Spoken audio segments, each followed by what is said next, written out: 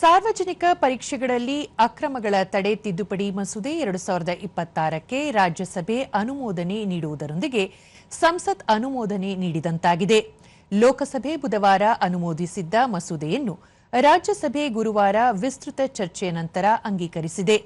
ಭೋಜನ ನಂತರ ಕಲಾಪ ಆರಂಭವಾದ ಕೂಡಲೇ ಸಾರ್ವಜನಿಕ ಸಿಬ್ಬಂದಿ ಮತ್ತು ಕುಂದುಕೊರತೆಗಳ ರಾಜ್ಯ ಸಚಿವ ಡಾ ಜಿತೇಂದ್ರ ಸಿಂಗ್ ಮಸೂದೆಯನ್ನು ಮಂಡಿಸಿದರು. ಮಸೂದೆ ಕುರಿತಂತೆ ಸುಮಾರು 7 ಗಂಟೆಗಳ ಕಾಲ ಸುದೀರ್ಘ ಚರ್ಚೆ ನಡೆಯಿತು. ಚರ್ಚೆಯ ನಂತರ ಉತ್ತರಿಸಿದ ಸಚಿವ ಜಿತೇಂದ್ರ ಸಿಂಗ್, ಈ ವಿಷಯ ದೇಶದ ಪ್ರತಿಯೊಬ್ಬ ಪ್ರಜೆಗೂ ಸಂಬಂಧಿಸಿದ್ದಾಗಿದೆ. ಹಾಗಾಗಿ ಸರ್ಕಾರ ದೇಶದ ಶಿಕ್ಷಣ ವ್ಯವಸ್ಥೆಯನ್ನು ಸುಧಾರಿಸಲು ಮತ್ತು ಭವಿಷ್ಯದಲ್ಲಿ ಪ್ರಶ್ನೆ ಪತ್ರಿಕೆ ಸೋರಿಕೆಯಂತಹ ಪ್ರಯತ್ನಗಳು ನಡೆಯದಂತೆ ಕಠಿಣ ಕ್ರಮಗಳನ್ನು ಒಳಗೊಂಡ ಮಸೂದೆಯನ್ನು ತಂದಿದೆ. ವಿಕಸಿತ ಭಾರತ ಕನಸು ಸಾಕಾರ ನಿಟ್ಟಿನಲ್ಲಿ ಕೇಂದ್ರ ಸರ್ಕಾರ ಹಲವು ಕ್ರಮಗಳನ್ನು ಕೈಗೊಂಡಿದೆ ಎಂದು ಹೇಳಿದರು. ರಾಷ್ಟ್ರೀಯ ಶಿಕ್ಷಣ ನೀತಿ 2020 ಮೂಲಕ ಸರ್ಕಾರ ಶೈಕ್ಷಣಿಕ ವಲಯದಲ್ಲಿ ಗಮನಾರ್ಹ ಪರಿವರ್ತನೆಗೆ ನಾಂದಿ ಹಾಡಿದೆ.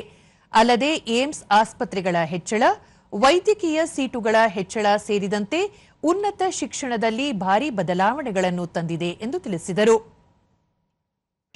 One of the greatest shortcomings was because of the shortage of the seats in the private sector, in the public sector, some of those who were aspiring to be doctors were constrained to go to the private sector and had to shell out huge amount of fortune, hard-earned fortune by their parents. And therefore, to an extent, this is also a democratization through accessibility and affordability of medical education. ಸಚಿವರು ಉತ್ತರ ನೀಡುತ್ತಿರುವ ಹೊತ್ತಿನಲ್ಲಿ ಪ್ರತಿಪಕ್ಷಗಳು ಸಭಾತ್ಯಾಗ ಮಾಡಿದವು. ಆನಂತರ ಧ್ವನಿಮತದ ಮೂಲಕ ಮಸೂದೆಗೆ ಅಂಗೀಕಾರ ದೊರಕಿತು. The question is that the bill be passed. Those in favor will please say aye. Those against will please say no. I think the ayes have it, the ayes have it, the ayes have it. The bill is passed.